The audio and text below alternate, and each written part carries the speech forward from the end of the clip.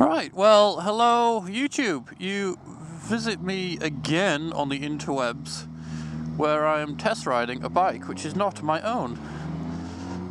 This time I am on a Suzuki GSX-1000, the naked version. I think there might be like an S after that or something, but I'm not 100% sure. Thank you. And as I like to be very honest with my bike reviews. I don't really like it up to now. I'm 6 foot tall, and the mirrors do fuck all. Obviously that's going to have to be adjusted. If I was to buy the bike, I would adjust them more and stuff like that, you know, all little fine tweaks you can do, but just as it stands, they don't seem like I would see very much, because the left one seems to be aligned properly, but I just can't see anything. So, you know, first downside. Second downside is, it feels like I'm perched on the bike as opposed to actually in the bike, which I don't really like, to be honest. But then I'm a sport bike rider, so that'll be why. So yeah, a bit of a downside on that one. As you might have just been able to see, I don't know whether or not you'll be able to see my speedo. It does have a fair bit of power. It is a litre bike, and as far as I'm aware, it's just a bit of a detuned jigsaw, basically. So yeah, plenty of power. You might be able to see there's a TC in orange. That's because the traction control is turned off.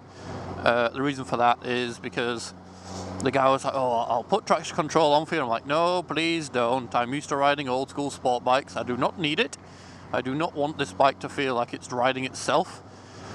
Which, no doubt, it probably would to me, because I am thoroughly used to old school bikes. The most advanced technical bike I've ever owned is the Phaser, which Liz is riding, which I had for all of about 3 weeks, and then threw it into a curb.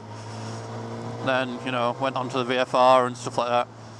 The power's nice on it, and it's really smooth, so it's not like the CBR, the Fireblade I normally ride, because the power is so smooth. There's no sort of screamy bit of it, which again I suppose could be a downside, depends on how you look at it. It's a lot more similar to the VFR I had, which was just very, very smooth power, which you always get from a V4. Brakes, very good, which is always handy. I don't like digital dashes. Digital speedo, don't mind too much, I can put it with, because most of the time it's just a case of, you know, it might be a second or two behind, but you do get an exact speed, which is, you know, it's handy when you're trying to avoid breaking the law. Not that I ever break the law. But other than that, I'm fairly certain if we turn right here, we get to some nicer roads. To actually give this thing a bit of a test ride on. Yeah, it's fast, yeah, don't get me wrong, it is fast, but there's no excitement in its speed.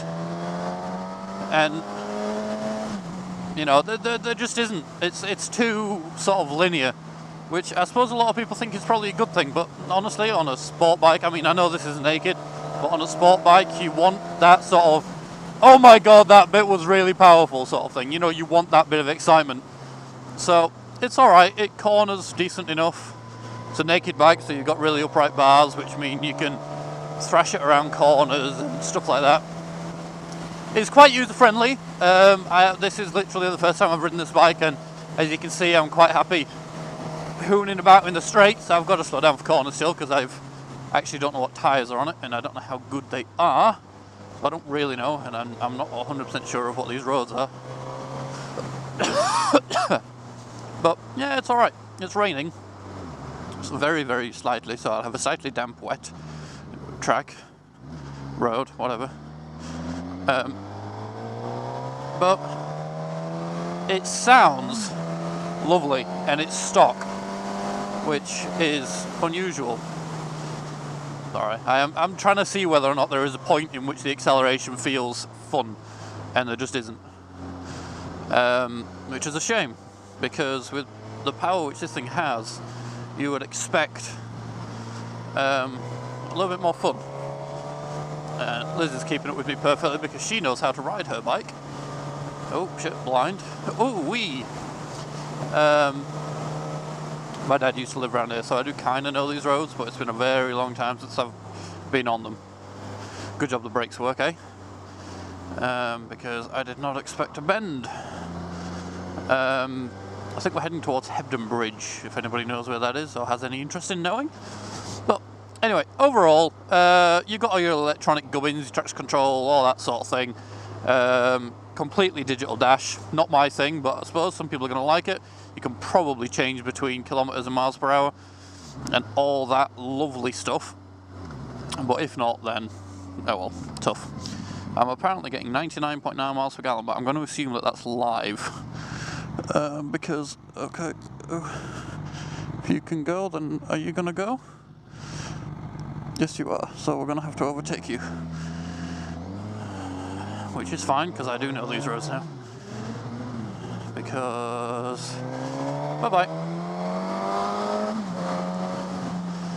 Yeah, it's not what I'm looking for. It'd be a good commuter. I suppose if you wanted a litre bike for a commuter, this would probably be a good one. But other than that, I mean, there's no huge excitement in it. It's pretty damn comfy. Suspension feels nice and solid. Steering feels nice and solid, I suppose. You know, again, you're on an upright bike. You can flick these things around all day, and you do whatever you want, basically. I've got this for an hour or so, so if anything changes, I'll let you know. But as it stands, it's an alright bike. I would hazard a guess and say, because I've not test ridden the CB1000, it's probably going to be a little bit more exciting. And if you wanted to go a bit more ridiculous, you could always get like a Suzuki B-King or a Honda CB13, or, you know, a proper street muscle bike. See, I don't feel like I can lean this because I'm not in the bike. I kind of like teetered on top of it. Oh, that's what it feels like. Hello, horse. How are you, horse? But yeah, it's all right. I'm apparently getting 70 miles per gallon at the minute, which is kind of cool, I suppose. And maybe I press. Oh, I just turned traction control on. Okay. I don't know, turn it off again. I don't know. I'll leave it on. No, that's fine. Leave it on. Thank you. Average 41, range 52. That's fine. Right. So as we turn into Oxenhope, I shall see you guys later. Thank you for watching. If you do want to see some of my other bike review videos, either go onto my channel, click the playlist, or there's probably some in the suggested box on the right-hand side. I've got another couple coming for you soon, so hopefully you should enjoy, and hopefully you've enjoyed the ones which have already been out. And make sure to share it if you would, guys. Really just help me. Like and comment, all that jazz. I'm not a whore, just stick it in me. But anyway, I'll see you guys later, so bye-bye, as I'm stuck behind this Skoda. So, ciao guys.